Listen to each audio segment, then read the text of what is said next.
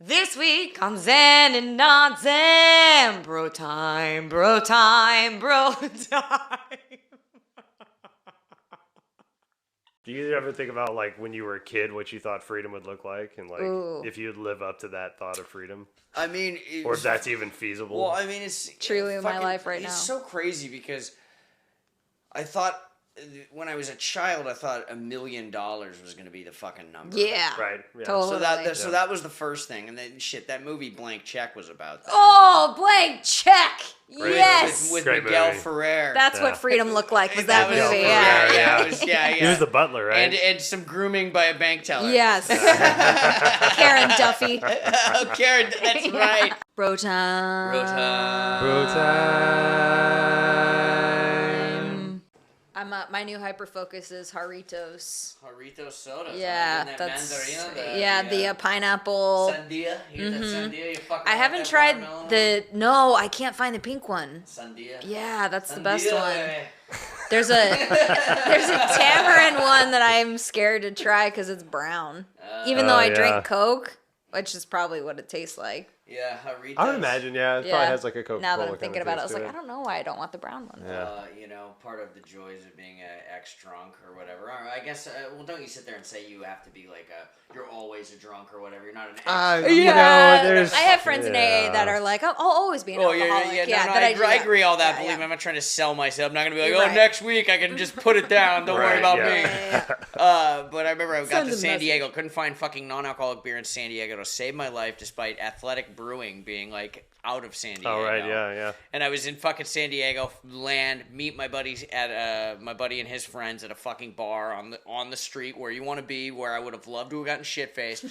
Can't get a fucking non-alcoholic beer to save my life. I ended up ordering a Jarritos sparkling water. My first drink in San Diego. I'm like, let's fucking go. Yeah. Well, at least it comes in a bottle. Yeah, no. You know? At least it comes in a bottle. Yeah, that's much better than getting shit-faced. It's exactly what a fucking recovering alcoholic. I was like, it's just a bottle. It tastes better out of a bottle. Jameson also comes in a bottle. My point exactly.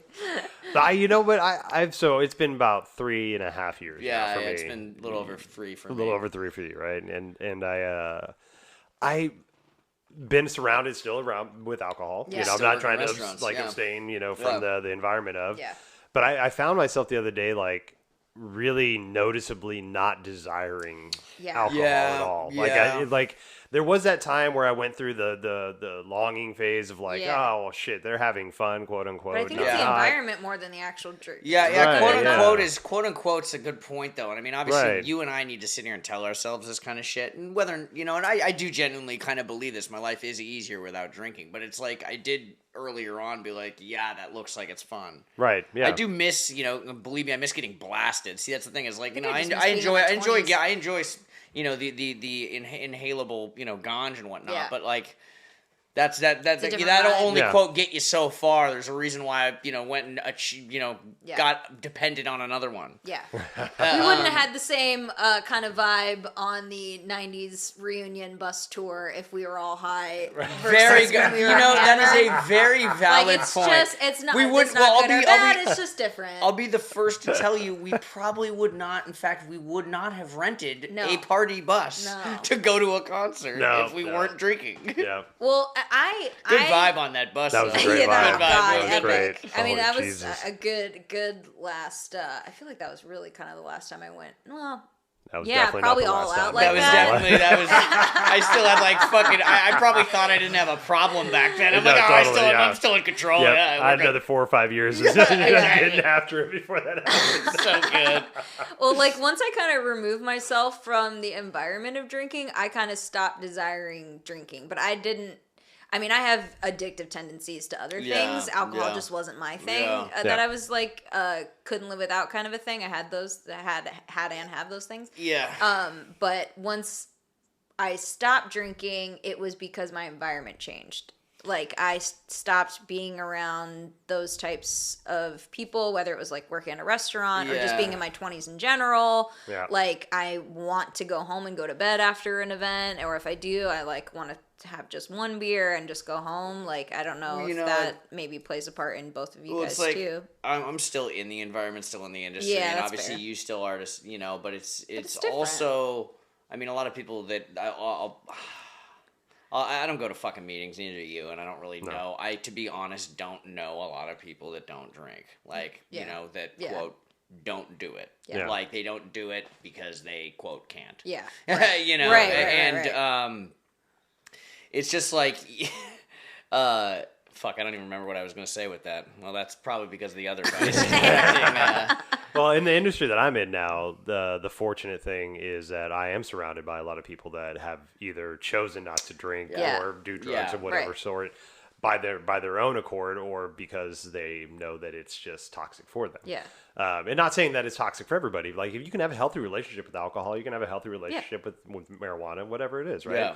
But that's up to you to decide, you know. But it's very helpful now to be in like the yoga industry and being around people that talk about the healthy things that they do in life. Well, whereas before it was the restaurant industry where we all just talked about how shit-faced we wanted to get out. We'll quote the best practices for people that are in programs. And again, I don't know because I don't do these, but you know, but it's just, you know, you should remove yourself from that, and you find yourself not hanging out with those friends. And I'll be honest, I don't find myself hanging out with those friends as much. Yeah. But it's, you know, a lot of people, and I'll speak for myself, can't just fucking write off all of their friends because they can quote, you know, maybe that's debatable too, control their booze better than I could, you know. Yeah. It's kind of a, you know, interesting segue to freedom. Yeah. Well, I think it's great because like when I first got when I first removed alcohol from my life, that created a lot of freedom in my life. So the reason this topic spoke to me was Monica and I talk a lot about freedom. Like COVID, we were very fortunate during COVID to not be very negatively affected. We got unemployment. Yep. We were still able to, you know, we discovered a lot of creative outlets that we didn't know before. So we had a lot of opportunities to step into what we joked about as early retirement. Yeah. And we had savings and things like that. But once we got, you know, the things went back to quote unquote normal, like, you know, we didn't want to go back to what we left, right? Yeah. We wanted to continue on with what we were doing, which is now what we're doing. Right. But there's like, and it's kind of counterintuitive to me, at least it was, to think about defining what freedom is.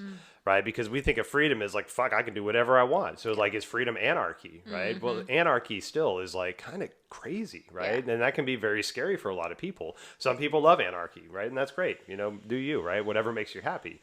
But for me, what I found was that when I didn't define my freedom, I had a lot of opportunities coming at me that I didn't know what to do with right away.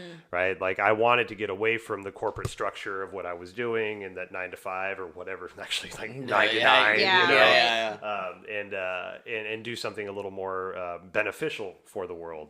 And but I was getting job offers. Like I got offered a job to start get this. I got offered a job to start a company in the United States to sell air conditioning parts to an Indonesian company so they can get them at a cheaper rate, and then they could sell them to Amazon in Indonesia. And like Christ. This was like a legitimate thing. This guy was going to like help me start this company. He's got the company in Indonesia. Basically, I would just be a middleman. So I would take all the knowledge that I have. Exactly. Making bank. I got a lot of insurance coming back and blah, blah, blah, blah, blah. Right.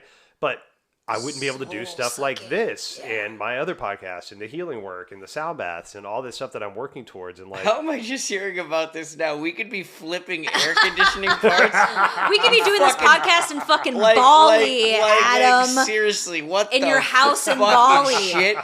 I know. You didn't discuss this with us. I can find out what a compressor regulator is. Right? You know exactly. You know. Oh, the R3964. Depends on which model. See, you know, when they ship those over to Southeast Asia, they use a QR SKU.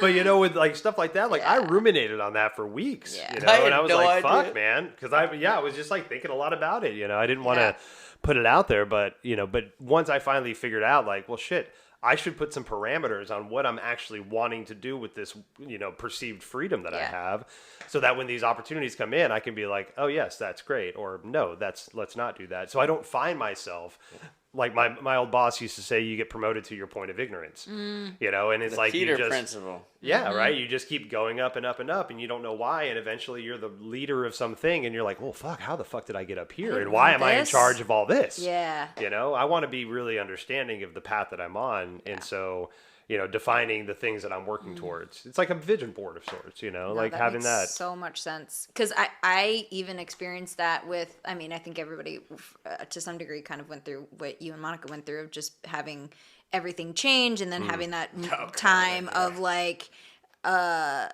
reflection of like, okay, what do I actually want to do? But I get a lot of the old offers of things coming through for money that I feel like I can't say no to because it's money, but it's not the direction I want to keep going in. And so in my brain, I'm like, is the universe telling me this so it can give me money, or is it just old stuff that I haven't really clarified yet? And so I still am like kind of working through that, because it's like saying yes to jobs I don't really want to do, but I feel like I can't say no, and wondering like, that just what you just said of just being really clear about what you want, and I'm like, oh, it's because I'm unclear, and that's why they keep coming. Right. Which the pitfalls of being like self-employed, and it's taking you a while to figure out that balance. I wouldn't fucking know what to do. I would just be like, well, this is what I need to do, and it's like, well, exactly. I don't have a day off because I don't need a day off because this is what I'm doing. So dude, like, I used to go months without days off when I switched over to this, not even realizing it. Yeah, it's just like, well, you know, I mean, if you got paid to talk shit, I mean, I could probably see myself getting probably myself getting like we have a buddy that just that lives in Hawaii and works in Alaska, and he just passed back through here actually 2 nights ago, and we were talking in the kitchen, and he was saying that he's also a private chef. Like he does a lot of just like very high-end culinary stuff. And he was saying while he was gone in Alaska, he had to turn down about 100 private chef offers for people in Hawaii. And that's basically like families going to Hawaii that don't want to cook for themselves. So they hire this dude, and he comes over, and he's like the best chef. He's fucking so good. And so I asked him while he was cooking in our kitchen, he's making us crab. I'm like, hey, well, did you ever do a cost analysis about like that 100 jobs that you had to turn down versus what you actually went to Alaska to make? And he looked at me and he's like, no. Dude. Damn. Because those jobs are like, those can be $500 to like a couple grand a job. Absolutely. Yeah, and all you're doing is like minimum. And you're not actually working that much. No, not at all. Because it's like, you know, if you think about being, and I only know front of the house, but a back of the house fucking line cook, you're working 8 hours, either on the line doing prep or cleaning your fucking station or actually cooking. Right. I would assume a private chef, even who is making a coursed meal, is going to spend maybe half an afternoon prepping and going to the market and shit, and then you are literally three just meals, cooking. Three meals and a couple snacks for what? Maybe like max 10 people or something like that. Yeah, they'll do like game events. Yeah. People just don't want to do wings and shit, sliders and stuff. But yeah, so like, you know, but knowing what you're working towards, Some and people then don't having think like that shit that, the way or against never it. had those conversations or had to think that way. Yeah. Right. Yeah, and I think we've talked about that before, like being self-employed, I feel irresponsible saying no to things. Right. Like I feeling like turning down money. I don't think I can honestly do it if I was ever, I don't know how the fuck I would ever be self-employed. Yeah. You know, realistically. Yeah. But it's just like, I wouldn't feel like I could turn down some things because otherwise, you know, I need to have some level of structure. I never wanted to be the GM. Yep. Never wanted to be like, oh, set your own fucking schedule. Mm-hmm. Yeah. It's definitely got its plus and minuses. Honestly. Well, and I think that's part of that definition. Like if in its structure, it could be called structure, right? Definition of freedom can be called your structure. Yeah. But, you know, I think people, I shouldn't say just people. I had this idea, and a lot of people that I talk to have this, you know, shared this kind of thing. But, you know, we just want to be done with society. We want the freedom. We want to be done with the job. We want to be done with the school. We want to be done with all the shit so we can escape, enjoy, or do something like that. Mm-hmm. But there still but like we're such a structured like being, right?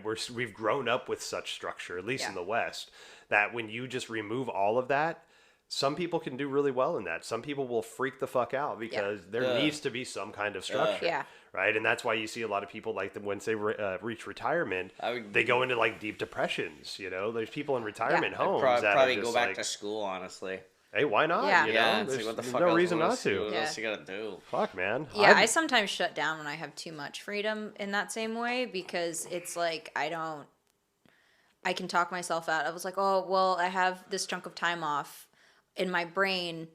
Oh, I'll do this and I'll do that and I'll do this. And then I end up doing nothing because it's either too much, too overwhelming. I'm not going to get the result that I'm looking for, so I'm not going to start it. Or, I'm not bringing in money right now, so I shouldn't be spending money right now. So I can't go here and I can't eat this and I can't, do that. And so it's like so I have all this freedom in front of me, but then I still talk myself into this prison. Well, which is tragic. Yep. Well, it's funny because we talked about we haven't touched on this main crux of it. We have to some extent, but it's really kind of to a lot of people, and to me to some extent, it boils down to how much money you have and how much freedom that allows you. Exactly and it's we've heard, and I'm not sure if I've said this on another podcast, we've heard other people, and this is an original thought to me, but money can't buy happiness. Well, the other one I heard, and this is from the billionaire guy Kevin O'Leary, happiness can't buy money. And I'm like, oh fuck, I never thought of it like that. Yeah. Well, I feel like to a degree it is accurate. There was a moment 10 years ago that I wish I would have the kind of money that I have now, but I still feel the same. Right. I still feel the same urgency. I still feel the same stress, the worry, the pressure, because now I have other things that I can, pay for or do. But it's like, your ask becomes, at what point is it enough to just be worry free? Because if it was really based on the money, 10 years ago, I would have loved to have all my bills paid on time, which I do now. And that was my main worry 10 years ago, is making sure my rent's paid, making sure all my bills are paid, making sure I have gas in the tank. Sprint. And now I am, not I don't even want to talk shit. We're doing right. We're doing okay. All our shit is paid right now. Yeah, no, you can own that, because I fortunately, not a lot of my friends can. Well, they wouldn't boast, especially the fact right that now. Not doing well. And especially in the times that we live in right now, it feels kind of almost icky to say, but I feel like that's just my old, ashamed, kind of energy peeking through. I don't let myself just be enjoy where I am. Yep. But I'm always wanting more money. There's some shit though, girl. It's not like it's been some smooth sailing and stuff. You could own some fucking I gotta give kudos, myself fucking feathering your Peter Pan cap or some shit. Fucking supporting myself. Rufio, dude. Yeah, right. Rufio. But I came from a really strong scarcity mindset in my family, and my mom and my dad was self-employed. He was an entrepreneur. He started a family business that supported us all through kids, and my mom worked a bunch and still does. And I think my dad wasn't this way, but my mom very, very much was very scarcity mindset. So it's that rubs off. She has a shit ton of money to retire. She could retire right now, but she still has that scarcity mindset of if I quit now, it's not going to be enough. I don't know what's going to happen. So I don't know what's going to pop up. And those are the same things that I still think. She's probably right. Yeah. Especially, dude, at $5 a gallon in a grocery store. Still, shit. But I mean, it's when is enough going to be enough? Though, right? When do you? How do you know that you're going to really be able to enjoy the retirement years? Right. I'll just put my mom as an example. She retired 67 and a half. She got a good 2.5 years before she died of cancer. Yeah. Right? She thought she would be around for another 15, 20 years. Yeah. She was in good health. Yeah. But, it's we never know when we're going to be able to enjoy it. So why not the fuck enjoy it? Right. Right. Yeah. There was about the money can't buy happiness. Yeah. There's been some studies about that idea, right? And yes, it is. There is the line if you don't have moves. it, right? Yeah, but it's only you're going to be so happy. It's always moving. But there is so the idea with this study was there's a base minimum that each individual needs to live on, and that's different for everybody because we all have different needs and blah blah blah. But once you reach that base minimum, there's a comfortability. Yeah. Right. And let's say in the Seattle area, I think it's individual. It used to be $70,000. I was literally going to say 72, probably. Sounds almost attainable. Yeah. Right. And so and that's so if you make $70,000 a year, you can live somewhat comfortably in this area based off of your needs. But the idea is we push people to live outside of their means so much. So you could make 70 grand, but you're living in $100,000 kind of lifestyle. And then you're continuing to go in debt. So when you get to 100 grand, you're living in a $140,000 lifestyle. So you're still in debt. Exactly. Right. And so we can never we can never catch up because we're still like living outside of our means because we're all pushed to that point. Yeah. Like, you need this now. Now you need this. Oh, these electric cars are better for the environment. Are they really? Now they're twice as much as normal cars, you know? Yes, there's getting better about the prices, but, like, there's still that drive to, like, continue to upgrade. We can't just, like, live within what we have and be okay with that for the next 5 to 10 years. If they come out with one more fucking streaming service that I have to pay for, it's going to bankrupt me. Fucking shit, man. Yeah.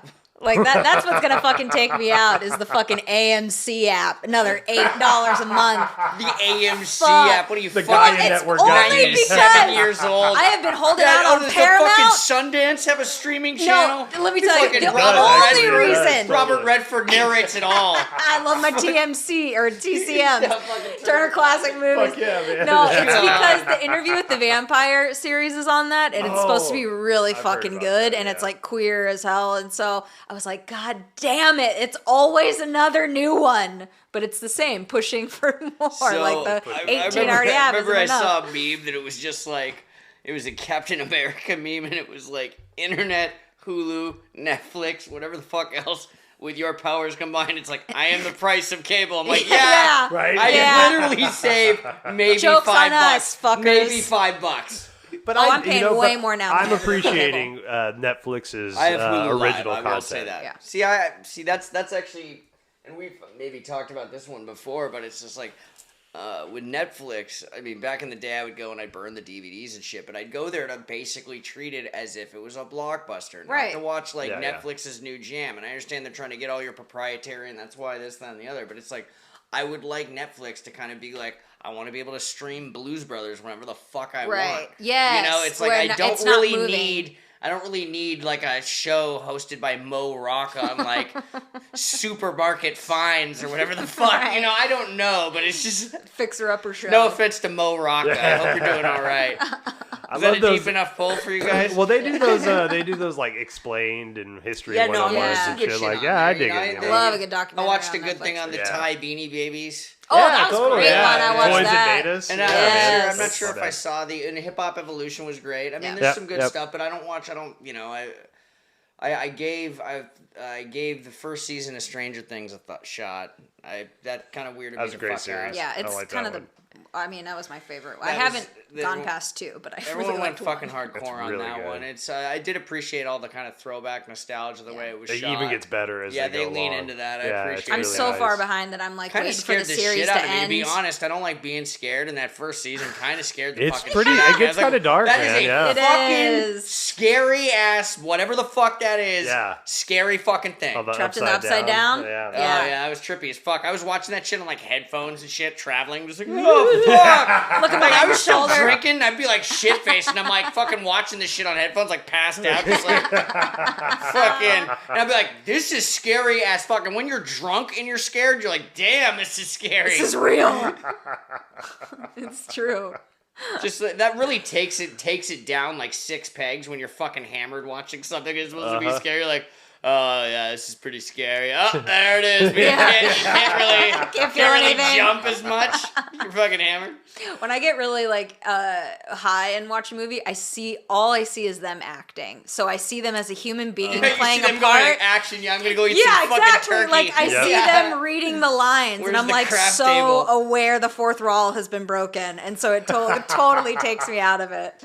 There's a buddy of mine that I used to work with at the theater that's an actor now, and he's played a bunch of like support roles. Like he'd be the guy being interrogated on Law and Order. Yeah, like the guy who plays Hector in every fucking movie, the guy with the shaved head. Totally. Oh yeah, exactly. Yeah. But when I see Julian now on TV, all I can see is the goofy ass bartender Julian, spitting lines behind the cash register, and I'm like, oh, this guy. Yeah, like I can't even get into the show anymore. It's like it's this guy. You know?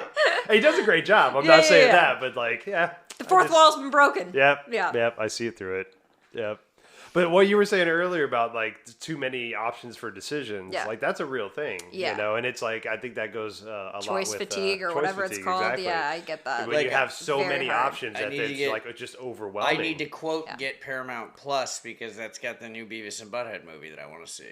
There was a new Beavis and Butthead movie? Yes. Yeah. There's a new Beavis and Butthead movie. Yeah. See, this is how they get you. Is it good? Have you seen it? No. It's supposed to be fucking hilarious. And like the previews I saw like involves them like what appears to be like intelligent alien Beavis and Buttheads from a fucking another world. Like alternate universe Beavis and Butthead. Like, you know, exactly what you'd think it looked like, you know, like fucking Marlon Brando on fucking the first Superman kind of shit. I guess I guess that's the one thing I do miss about streaming is not having commercials because I don't see shit like that. I didn't know there's a new Beavis and Butthead movie coming out. It's fucking funny. No, it's already done. It's on Paramount Plus, and I want Wow. All right, I have to put that on the list. Put that on that list of shit you don't write down and don't remember. Yeah, I didn't write Nell. it down. Exactly. You gotta watch Nell and then Beavis and Butthead. It's like not like there's a reason why we don't film this shit because I need to put that on the list. I'm like, you see in this hypothetical paper, like we see him write shit down. Like he makes notes like, oh, that was hot fire. Like he writes shit down all the time. Like Robin said something funny, 19 minutes. Robin said something great, later. 20 minutes. Robin's awesome, 21 minutes. You know, but he's just like, I gotta write that down. No movement at all. Quotes around it. Yeah. Robin's awesome. Whole episode. Yes. Fuck. Brackets. Yeah. Gotta watch Nell, huh? Yeah, Nell and what was the other thing? Nell and see, look, I literally Day in the Wind. It is so up your alley. I can't even stress to you, Adam. Fucking Nell. It is so up your alley to watch it. I remember at the time. It's so good. I remember at the time it was being quote lauded for Jodie Foster's brave performance. I may have just made up those headlines, you know, when they'd put the air quotes brave. Yeah, you know. But like, it for sure was because she just is like a primal human being who can't even, you know, like she just is. Yeah, no, literally the only thing I remember that movie was her like flashing her yabos in a grocery store, like I forgot about that part. Of stuff. And I was like, what the fuck is this? She's like, I've already done the accused. Like, I can't get any more vulnerable than the fucking accused. I don't even know what the accused is. Oh, was that the one where she got... Yeah. It was a real... Like, it is a notoriously horrific rape scene in that movie. Scene. It is very graphic. Right, and so that was like her first big movie. And so... Is it a good movie? Honestly, it's actually not a bad movie. It's not a bad movie, but that scene is disturbing. It's like watching fucking Deliverance. I haven't seen Deliverance. It's worse than that. It's worse than Deliverance. It's like 8mm kind of shit. Yeah. Oh, fuck. It's probably the worst thing I've ever seen. Oh, fuck. Yeah. Yeah, on a big screen. On a big screen. Holy shit. Yeah, it's a rough scene. Yeah. And, I've seen it once. I've seen the movie like 3 times. You guys are visually fucked up about this Jodie Foster It's literally movie. replaying in my brain right now, and it's bothersome. Okay, how does it rank in the graphic scene on Showgirls? That is a graphic rape scene in Showgirls. I think it's more graphic than Showgirls. More graphic than Showgirls. Yeah. And that's it's longer. Pretty fucking bad too. It goes on forever. Yeah. Which is why it's terrible that we just hierarchy like dramatized. You know what? As a female, as a human being, I like to apologize. As a contributor, as a lesbian, I'd like to apologize for ranking rape scenes in movies, but Accused by far is probably the worst one I've ever seen. Yeah. Definitely. And it was so much so that I don't think I've watched it again. No. Like, I think I saw that movie once and I was like, I'm good for the rest of my life. Yeah. That's just like she just fucking went at it in that scene, like it's not just talking about that scene. She just like, well, I think she's obviously also a talented actress, but it's just like fuck, she probably wouldn't have done that movie. If I am correct in remembering, I think she has spoken out about it later, saying that either she regretted it, or the filmmakers regretted it, or they would have done like something. It was so gross that they're like, yeah, maybe we should not have done that. Yeah. So anyway. Nell, like back to the more lighthearted Nell. Nell is great. This all started because I get over here to do this Hot Fire podcast, and this asshole's, you know, making his cool bracelets, watching Maverick. You know, and we had a good. I'm like, oh, Mel Gibson Maverick, not Top Gun Maverick. Yeah. Oh, very valid. Very clarify that. Yeah, very valid. God, which one do you want to hang your hat on more? Mel Gibson or Tom Cruise? Maverick. Like, as far as like, okay. They're both in their own problematic. They're both fucking really bad. Really fucking bad. I enjoyed the new one. I didn't like, I'm not going to like, I got to see it again. But I watched it. It was it was cool. I wanted to go out and see it in the theaters, and I know I probably still could, but what the fuck, I'll wait. Yeah. But, it's good. Really, that might be podcast material. Who should you actually hate more, Mel Gibson or Tom Cruise? Well, like racist bigotry versus like, a lot of shit with Scientology and like dispelling psychiatry and psychology and shit. Like that attack on mental health versus the attack on like marginalized communities, anti-Semitism and minority communities. Right. Since we already rated the rape scene, I would like to say that I don't want to rate this. No, not at all. Thank you. As a contributor to BroTime, I'd like to end this and go back to freedom. It's Maverick. They both have questionable views. So let's just leave it at that. Apocalypto was good. I will say. I haven't seen that. Yeah, you gotta see it. Did you ever see Prey yet? Did you ever see Prey? No, put it on that list. I thought actually, I was gonna watch it today, but I was making the bracelet. But I'm like, I should watch something I already know. Yeah, so I'm like, Maverick. Throw Maverick on just throw Maverick on. Yeah, it was great. So good. Ollie. He's like fucking tied up to the tree. Ollie. Stop, Ollie. But so today for me, sitting down, watching movies, making bracelets, was a test in my anxiety and freedom today. I had the exact same day today. It was something that normally I find busy work. I'm trying to book clients. I'm trying to book podcast guests. I'm doing blah, blah, blah, blah, blah. I'm doing. But I also, have this event coming up this weekend. I want to have some bracelets there for people to buy. And it just kind of sounded nice to sit and smoke some weed and watch movies and make these beautiful bracelets. Yeah. And it was. Yeah. I made 3 of them, and I watched 2 movies. What was the other movie? I was just trying to think about that. Fuck, you don't remember what movie you just watched. It was so That's good. Really bad, dude. That's a good day. Like, okay, now I am pro ganj, and how many times do I forget what thought I'm in? Oh, no, it's True Lies. I watched True Lies. Yeah, totally. Good day. Crimson Jihad. Batraziz. Yeah, right. Batraziz. I laugh my ass off at that part every time. So that's one of my favorite. My favorite scene though is the scene where Harry realizes that Jamie Lee Curtis is having an affair, and he walks in front of a fucking metro bus, and Tom Arnold's like, "Hey, fucker." It was so good. I haven't seen that movie in a while. It's been a couple years. Tom Arnold. Yeah. God, man, it still made me laugh. It holds up. True Lies was so good. James Cameron knew what he was doing. Right? Mm-hmm. Yeah. There was that little splash of comedy, in there that kind of broke up the seriousness. True Lies made it great. So good. Yeah. I loved that movie in the theaters. My dad was like, "Oh, that was great." I'm like, "Yeah, fuck yeah, it's great." But that was like, again, like normally I'd be trying to do shit. And I was still doing. I was still, being productive in my own way. But I was also giving myself some freedom to relax and to not like push myself so much and to be just be for a moment, I have been shitting on myself the last week, ever since my car died. Because I've been doing busy work with trying to get that fixed and then coordinating schedule fucking bridge on fucking 520 with both dogs in the fucking car. Just get behind you and bump you over? No, dude, it was like the best case scenario. Honestly, like there were no cars around me. It was like noon. Because I was just taking the dog to Marymore Park. So I loaded up both dogs, but I just hit the freeway or I hit the bridge at the exact time I should have. I was able to pull back on, get my momentum started up again, get over the hill. And then once I kind of lost all power, I was able to just fully cross 4 lanes of traffic because there were no cars. And then I just rolled into a 76 and then waited 3 hours for a tow truck. But waited 3 hours for a tow truck. Yeah, I mean, it was, but at the same time, I was just like, well, all I was doing was praying to the universe It was apparently it is the electronic throttle that went out. So the wiring what car is this? A 2015 Jeep Compass. Like, should not be having the electronic throttle, so something in the fucking the accelerator. So like when I would press the gas, the car did nothing. So all of a sudden I'm on the freeway and I am unable to accelerate at all. And the only way I can get any momentum going is if I turn the car off and then start it, and I can go about 20 miles an hour and then it'll shut off again.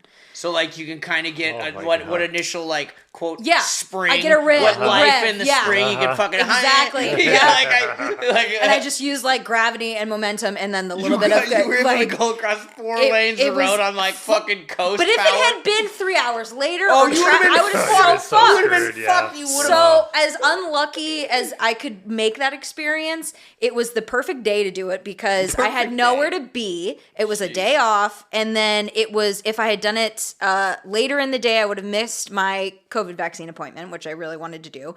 And then the next day, I had to like house sit, and then Mandy, like, it would have just been so much worse on any other day. Like if I had gotten in the car on my way to go to work or something like that and it had broken down, I would have been so fucked. How much is a throttle on a fucking 2015 Compass? Here's the other thing. So Mandy got a signing bonus for Ballard, for her Ballard job.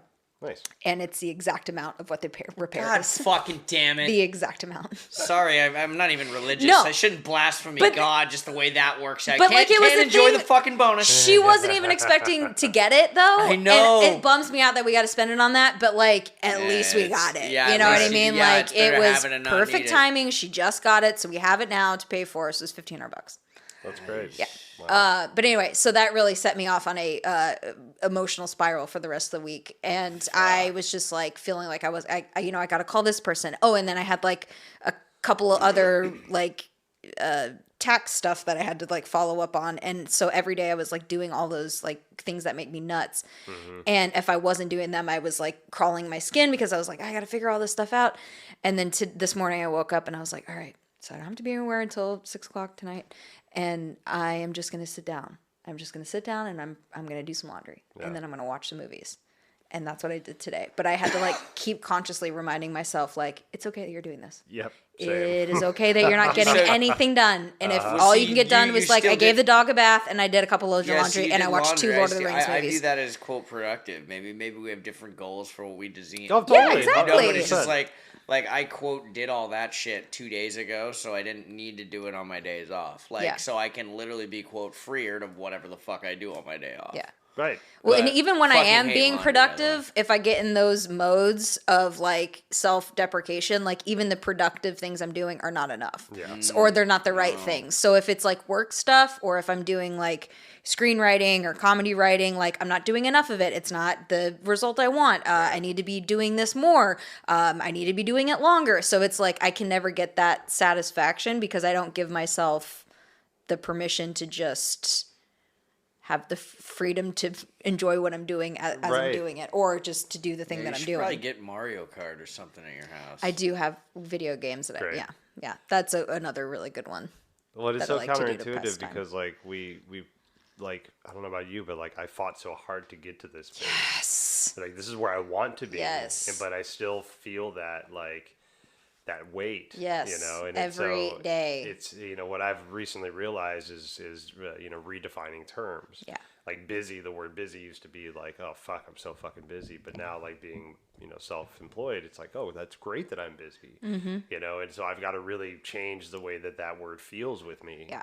Because we have this like, I have such a long track record with that word being a very bad word. Yeah. And that life being a very bad life. So I again, like today with the reminders, it's like remind yourself that this is where you want to be. You've chosen this life. This is the freedom that you're looking for. This is the whatever you want to do. Like it's the middle of the afternoon on a fucking Wednesday and I'm watching TV. And like, if I can't breathe, where am I going to go? It's, you can't even see outside. It's so fucking smoky. Oh, so I don't want to be anywhere else. It is fucking me Dude, up. I shot 18 holes of golf up. in shorts in a fucking collared like polo. Right. In the middle of October. I almost said August. Yeah, right. Feels like I've lived here my entire life. I mean, now it's finally. I mean, on Friday I'll take the weather over this fucking smoke. Oh, this smoke is killing me. Like I've got all these jokes about everyone like, oh, it looks like outside at a good session. Nobody wants to hear that. Nobody. It's so fucking smoky, dude. Like, but so like. There's a decent amount of mask wearing going on, just like in Seattle and in Washington and whatnot. But everyone is just fucking wearing them to go outside. Yeah, just to breathe. Like they do in China, you know. Well, yeah, that's what I was just gonna say. When I lived in China, that was just like the norm. You just wore it to go outside. Yeah. But I really do feel like freedom is a mindset that I am now discovering as a mindset, because like. It does not matter how often my situation changes for the better or for the worse. My mindset is always the same, and I always feel trapped, or I always feel rushed, or I always feel like I have to do this, and that is all coming from me. And like, if I don't check myself, I'm gonna miss out on enjoying, like, because life could be a lot worse than it is right now for me, and who knows, it might be, knock on wood, but like. If I get to a worse place than now, I'm going to be so fucking pissed at myself that I didn't just chill the fuck out and just ride it out. Like, there's only so much I can do right now about things. Yep. And that's one of the, one of my meditation mentors, Tang, talks about that. It's like you can have all of your senses being perfect. Like your touch, your sight, your hearing, your smell, taste, all those things are fine. But they're inputted through us and filtered immediately through our consciousness. Yeah. And if our consciousness views everything as a threat or fight or flight, then we're never going to have any kind of pleasure input coming in. Fight or flight is where I live. You know, right? And that's a lot of us. Yeah. You know, we're kind of forced to be in this reactive mode, right? Yeah. And it's like, we don't need that. We've got perceived safety around us. We don't have big animals waiting for us outside anymore. We don't need this like fight or flight reflex that we're all put into. My adrenal gland is exhausted. Right, it is. You know, it's like we live in such this abrupt world that we can't even appreciate and enjoy our freedom that we fight so hard to find. You know. Well, one thing that really helped me today and has helped me in the past is that I give myself two like choices, like a list of choices. So like if I feel myself starting to get stressed out and about what I'm doing, or I should be doing something different, I'll be like, would you rather be inside or outside? Inside. Would you rather have a nice bed to lay on or no bed? I'd rather have a nice bed. Would you like to have be able to go up into your fridge and get some food, or would you rather not have any food? I'd rather have food. So it's like I go through those like tiny choices, and it like I can feel my chest start to loosen of just being like, okay, those are all things that I have access to right now that if I didn't have them would stress me the fuck out. That's right. So that's a good, helpful exercise. I love that. Yeah. I'm going to share a shitty thing I did a number of years ago. Nice. But it's very funny because you'll hear why. But so I was working at a theater, and I had this manager that I worked with, and she was I considered her awkward, and we never really got along 100%. Like we worked decently well together, but there was animosity. There was a big age difference. She was a lot older than me. I think she applied for my job. This isn't someone I know, right? No, nobody knows it. Okay. Yeah, this woman. I'm like going through people in my head. I considered her awkward. But there was a day that we just had a rough day at work. You know, it was just busy and shit went sideways. Shit happens, right? Restaurant stuff.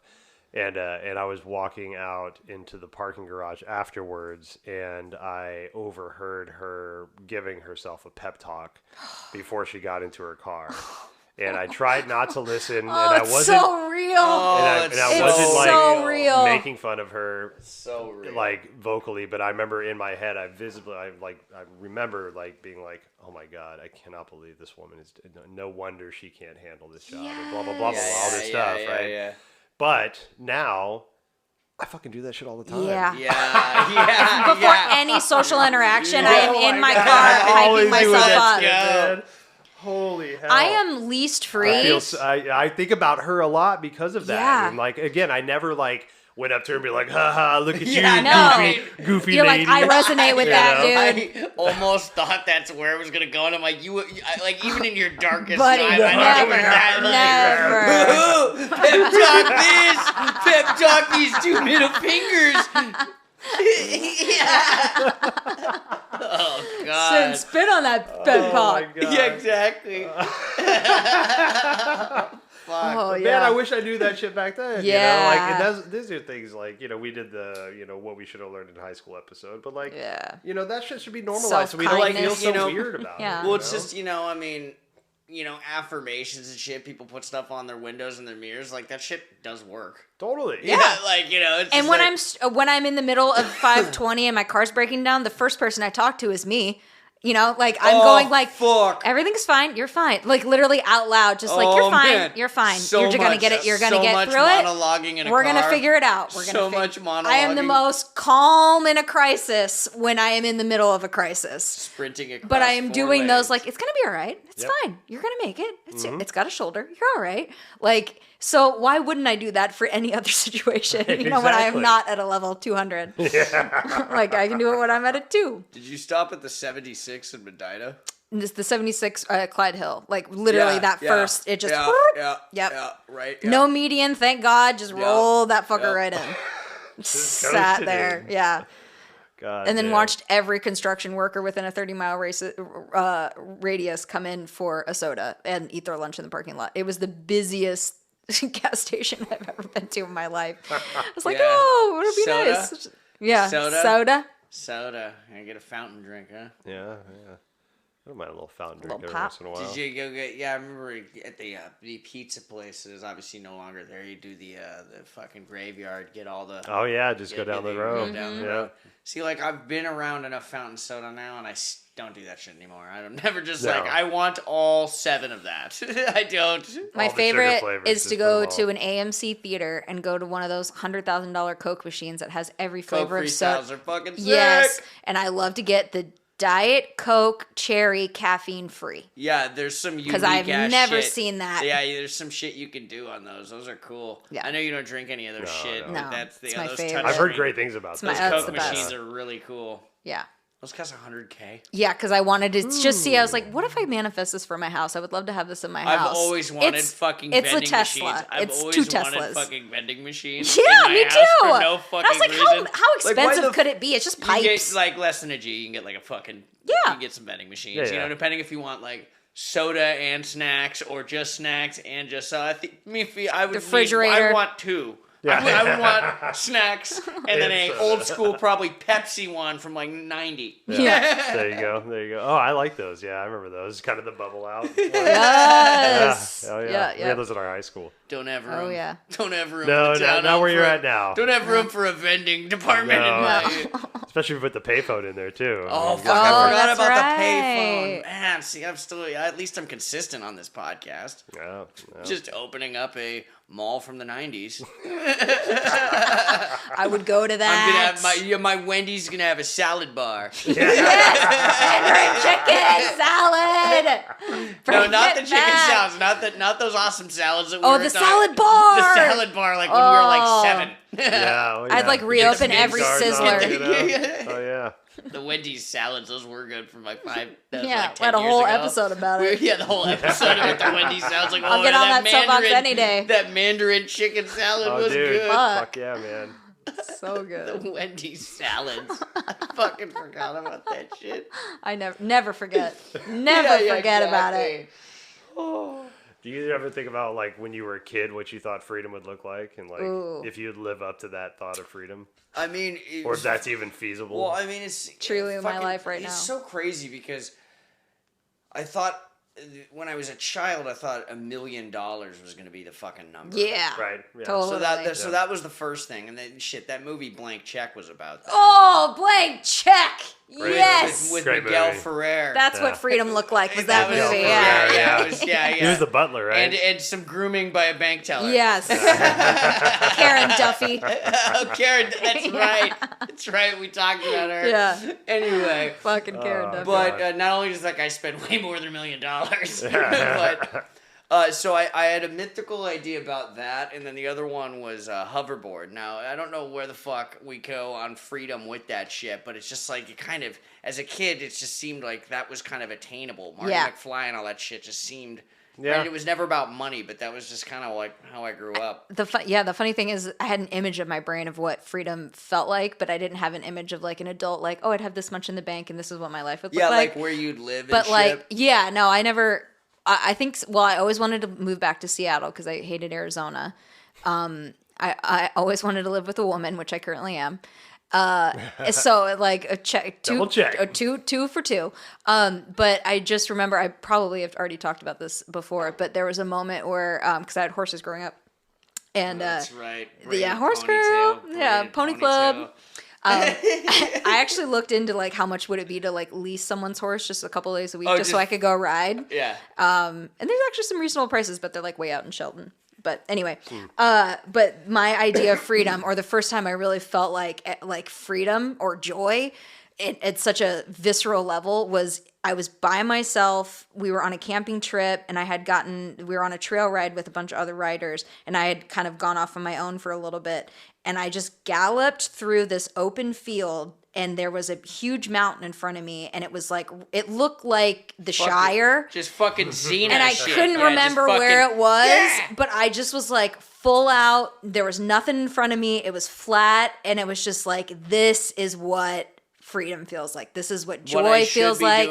This right at this moment. Yes, and I was probably like 10 or 11, that's and I trippy. think about that all the time. Yeah, that's great. Which is like crazy that is the thing that brought so much joy. And then now growing up, and now I'm 35 years old, and I have all these like just horrible worries that I'm like trying to get to this place of freedom or joy that are way more complicated than how simple that was. Well, it's like I've always said this, because I always buy all that stupid shit from my childhood, because I'm a big fan of nostalgia, but I always say it like reminds me of when my life was fucking simpler and I didn't worry about shit. Like I literally like that lollipop was fucking, that was it for like fucking 32 minutes. Yeah. Mm-hmm. And it's like, kind of I'm never going to get that back, but I kind of get pockets of that back. I think we can, but I think it takes a lot of work. And I think that's all what mindful, like I think kids are extremely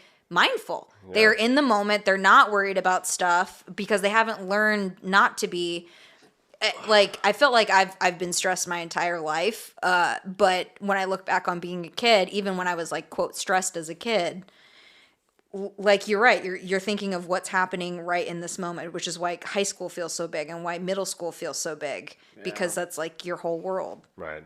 So I think you can get back to those like simple places. We just have like a lot of unpacking or undoing to do, but I think it's still there.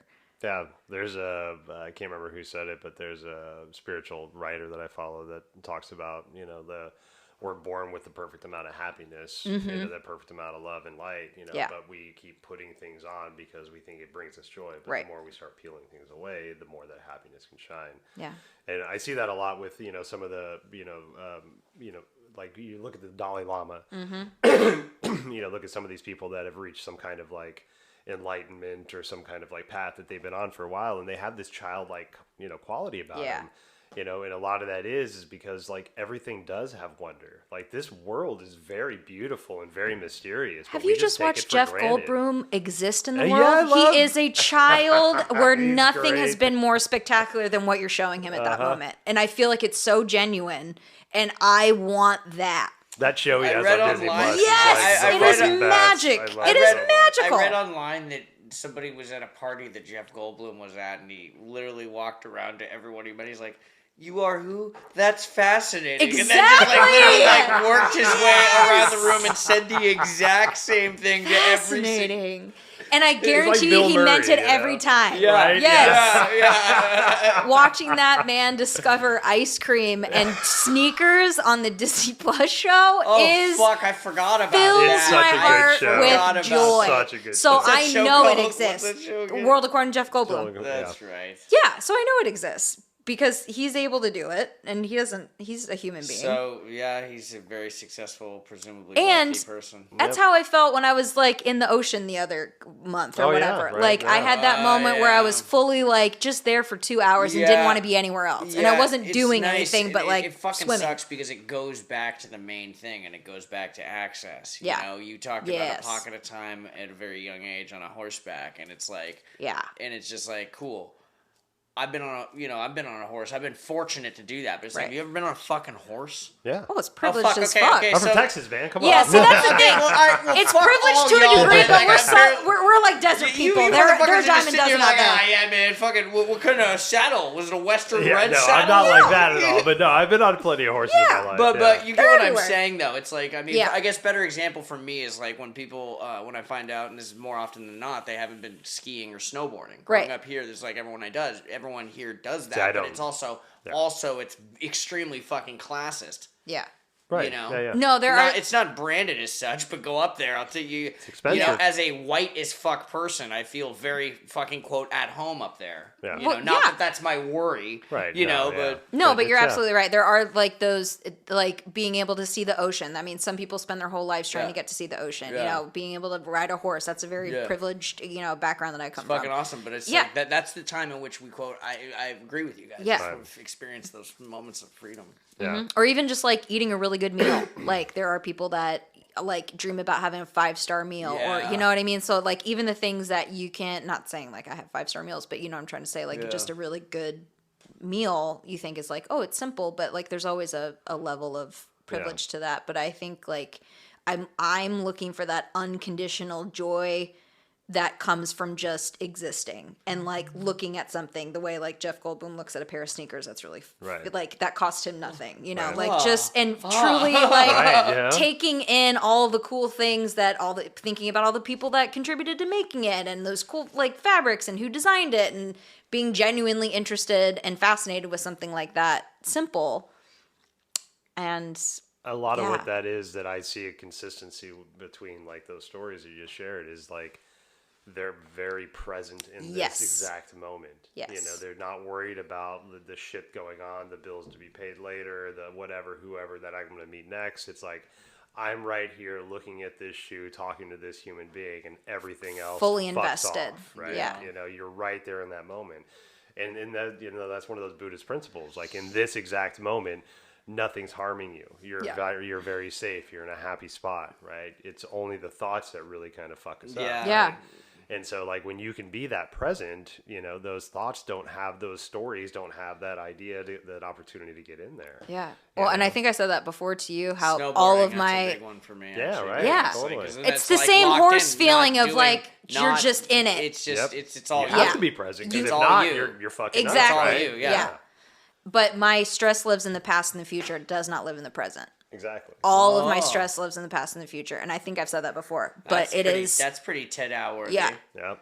And like truly present, like I can feel the carpet in my feet, taking this breath. So it's not like present, like, oh, I'm here today on a Wednesday present. Like it's like extremely like very small detail presence that I have to focus on because if I even think 10 minutes from now, I think, oh, I got to walk the dog or I got to do this or I got to whatever.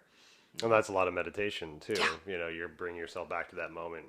You know, a lot of the, you know, maybe the misunderstanding of meditation is we're trying to quiet the mind, but the mind's never going to be quiet. Right. That's what it does. You know, it spins all these fucking stories and shit. But what we're doing is we're just bringing ourselves back to something that's not the story. Right. Right. And so there's this constant just like reverting back. So, okay, shopping list over here. No, come back to this, whether it's your breath, your mantra, whatever it is, but you're just constantly coming back and you're being present. Yeah. Right. And then you practice that presence so that whenever you go out into the world, you can be present with the humans around you or the moments that you're in. Yeah. You know, it's funny. I know I've been working with dogs too long because when I am in meditation and I start feeling my mind leave, I go, leave it. Like, drop it. Drop it. Drop it. Leave it. Leave it. And when I say that to myself, I was like, leave it. Leave it. Leave it. I love that. I don't know if I told you guys, but I was just in Sacramento area. I went to Pinecrest, which is kind of like Yosemite-ish area in California last Thursday through Sunday. That was a smoke there. It wasn't bad, actually. It wasn't bad. We were, I think we're like 7,000 foot elevation, 8,000 foot, so we're pretty high up there. But we were doing shamanic practitioner training, and it was really interesting. Ooh. Yeah, we did like the woman that's leading the training.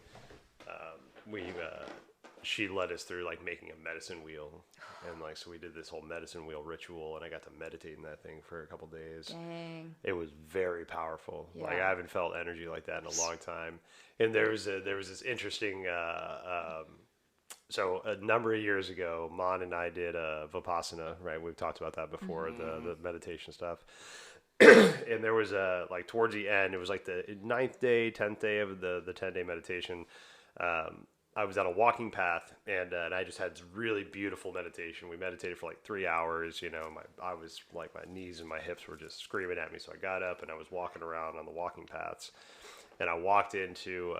I decided to walk into this little wooded area, and as soon as I did, I felt this wind coming down at me, and I heard this like whooshing sound. And I looked up, and there was this bird flying up, and it was a raven.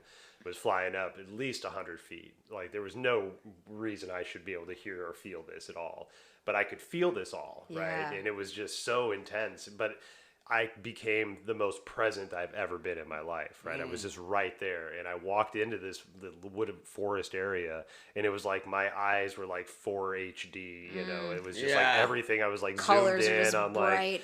like the dew on like you're tripping. It was just very just like right here in my face. So, and that was a beautiful experience. I spent like an hour in the woods just looking at all the shit, and it was beautiful. So we get to Pinecrest, and we're at this beach house, a lake house, I guess. And I'm looking at the lake. We're standing on the porch, and I hear that whooshing sound, and I'm like, "What the fuck is that? Like, where have I heard that before?" And I look up, and there's ravens flying above me, and I'm like, "What in the actual fuck?" Like, this is going to be really interesting, because the only other time I felt that was when I was in this mindset. Yeah. It's like, did I just enter into like a state that's going to be like, I'm in this mindset for the whole weekend. The ravens were all around.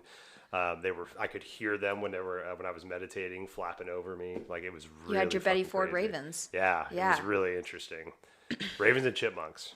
Ooh, interesting. Yeah, there was this little chipmunk that stood on a stump while we were doing the ritual for the medicine wheel, and for almost like a half an hour, just like just watching us eat. He like ran away, got more food, and came back like 2 or 3 times and just kept fucking eating. That's his streaming service, like watching the groups come through. Yeah, guys, look at these fucking humans over here. Look at they're playing with got magic. New Beavis and Butthead. This got a new season.